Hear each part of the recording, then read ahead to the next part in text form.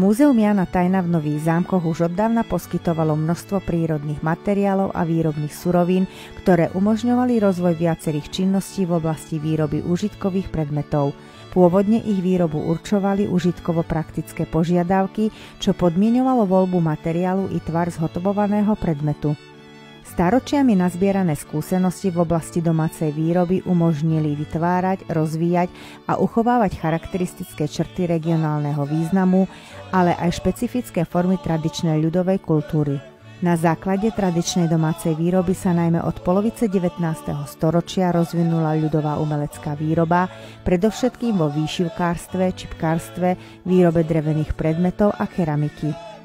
V jej rámci sa zhotovovali prevažne užitkové predmety z rôznych materiálov, ktoré mali okrem materiálno-užitkovej funkcie i duchovno-estetický význam.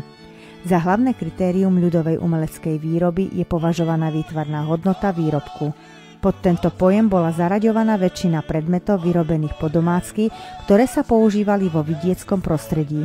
Rozhodujúcu úlohu pri výrobe odevov a textílií, náradia či nástrojov potrebných k určitým pracovným činnostiam a takisto pri formovaní nádob slúžiacich na prípravu, konzumovanie a uskladnenie potravín mala nielen ich funkcia, ale aj materiál, z ktorého boli vyrobené.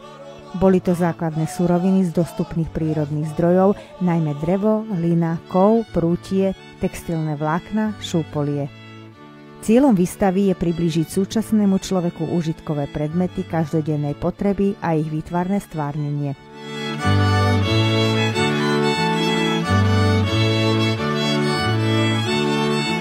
Záujemcovia si môžu pozrieť výstavu od 10. januára do 15. marca 2025, a to každý útorok až piatok od 8. do 17. a v sobotu od 9. do 13. hodiny, kde budú môcť vidieť predmety zo zbierkového fondu Múzea Jána Tajna v Nových Zámkoch.